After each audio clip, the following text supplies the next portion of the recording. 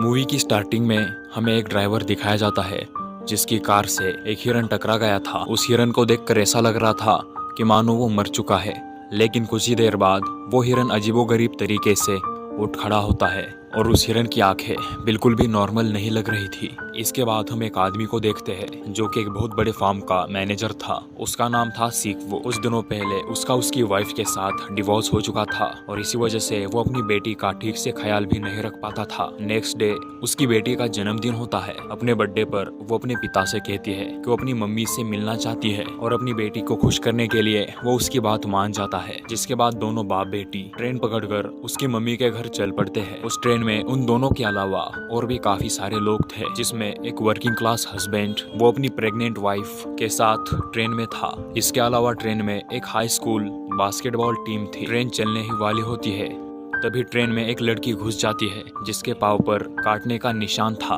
देखते ही देखते वो लड़की ज़ॉम्बी में बदल जाती है। ज़ॉम्बी बनने के बाद वो लड़की ट्रेन के एक अटेंडेंट को काट लेती है। उस लड़की के काटते ही वो अटेंडर भी ज़ॉम्बी में बदल जाती है एंड एक के बाद एक बहुत सारे लोग उस ट्रेन में ज़ॉम्बी बन जाते हैं। ट्रेन में सफर कर रहे कुछ लोग जहाँ पर ये वायरस फैला था उस डब्बे को छोड़कर ट्रेन के अगले वाले डब्बों में बढ़ने लग जाते हैं और अब वो जिस बॉक्स में जाते हैं वहाँ तक ये इन्फेक्शन अभी तक नहीं फैला था। ट्रेन में लगे टीवी के न्यूज में ये बताया जाता है कि सिर्फ उनके ट्रेन में ही नहीं बल्कि पूरे देश में ये वायरस फैल चुका है और ज्यादातर लोग इससे इन्फेक्टेड है।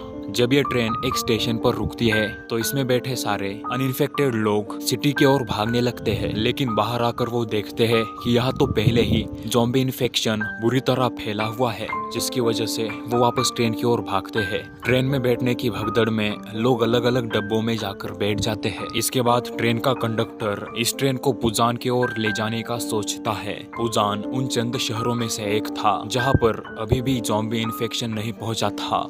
ट्रेन पुजान के लिए निकल पड़ती है और रास्ते में हाई स्कूल बास्केटबॉल टीम के वो स्टूडेंट्स ट्रेन का वो हिस्सा जो सेफ था उसकी ओर बढ़ने लगते हैं। ट्रेन के उस बॉक्स तक पहुंचने में उन्हें कई ज़ॉम्बीज से फाइट करनी पड़ती है, लेकिन आखिरकार जैसे ही वो लोग ट्रेन के सेफ बॉक्स तक पहुंच जाते हैं, लेकिन तभी सेल्फिश एसईओ उन 6 लोगों को ट्रेन के सेफ बॉक्स में नहीं आने देता। उसका मानना था कि ये 6 लोग भी इन्फेक्शन का शिकार हो चुके हैं और इसी वजह से वो लोगों को उनके खिलाफ भड़काता है। वो सब पैसेंजर्स उसकी बातों में आकर उन 6 लोगों को ट्रेन के अंदर नहीं आने देते। इसके दौरान उस प्रेग्नेंट लेडी का पति और सिंगल ज़ॉम्बीज से भिड़ जाते हैं ताकि उन बचे हुए 4 लोगों को सेफ बॉक्स में जाने के लिए मौका मिल सके।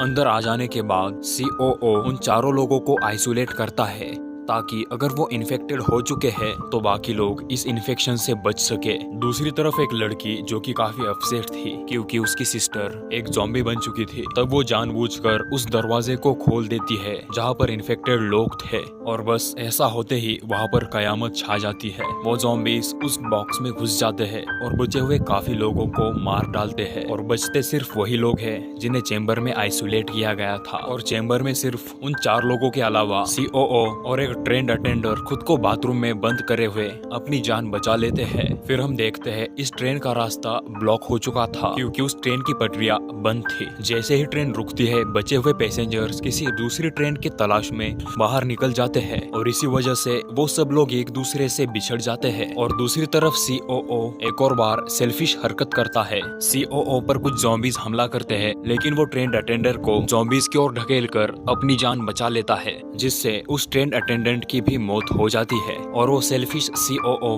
बच जाता है। वैसे तो अब वो बच चुका था, लेकिन उसे भी एक ज़ॉम्बी ने काट लिया था एंड ऑफ कोर्स अब वो एक ज़ॉम्बी था। यहाँ पर सीकवू ज़ॉम्बी से लड़ता है, लेकिन इस फाइट में वो सीओओ उसे काट लेता है। सीकवू ये समझ जाता है कि उसे एक ज़ॉम्बी ने काट लिया है, इसीलिए वो भी ज़ॉम्बी बन जाएगा। इसलिए वो अपनी बेटी और सियांग को इंजन में बंद कर देता है और जाने से पहले वो अपनी बेटी से अपने लास्ट वर्ड्स कहता है। वो अपनी बेटी से कहता है कि मैं तुमसे बहुत प्यार करता हूँ और करता रहूंगा। मैं तुम्हें कभी टाइम नहीं दे पाया और इसीलिए वो अपनी बेटी से माफी भी मांगता है। अब जाहिर है अब वो भी ज़ॉम्बी बनने वाला था, इसीलिए वो ट्रेन से कूद जाता है। यहाँ पर सीकवू काफी इमोशनल हो जाता है और मरते हुए भी उन मोमेंट्स को याद करता है जब उसकी बेटी बिल्कुल छोटी सी थी और उसने अपनी बेटी को हाथ में उठाया था। और अब ट्रेन फाइनली ओजान पहुंच जाती है और वो दोनों वहाँ पर उतरते हैं और ये दोनों ही थे जो ज़ॉम्बी के हमले से बच पाए थे। वो आगे की ओर जाते हैं जिसकी दूसरी तरफ कुछ सोल्जर्स थे। ये सोल्जर्स ज़ॉम्बीज को बॉर्डर से डिफेंड कर रहे थे। सोल्जर्स उन दोनों को देखकर ये समझते हैं कि ये दोनों भी ज़ॉम्बीज हैं और वो दोनों को शूट करने ही वाले थे कि उन्हें सॉन्ग के गाने की आवाज आती है, जिससे वो समझ जाते हैं कि ये कोई ज़ॉम्बी नहीं बल्कि इंसान है। सॉन्ग वही सॉन्ग गा रही थी जो हमेशा से वो अपने पापा के लिए गाना चाहती थी और आज वो अपने फादर के डेथ के बाद उस सॉन्ग को याद करके गा रही थी। और यहीं पर इस मूवी की एंड होती है।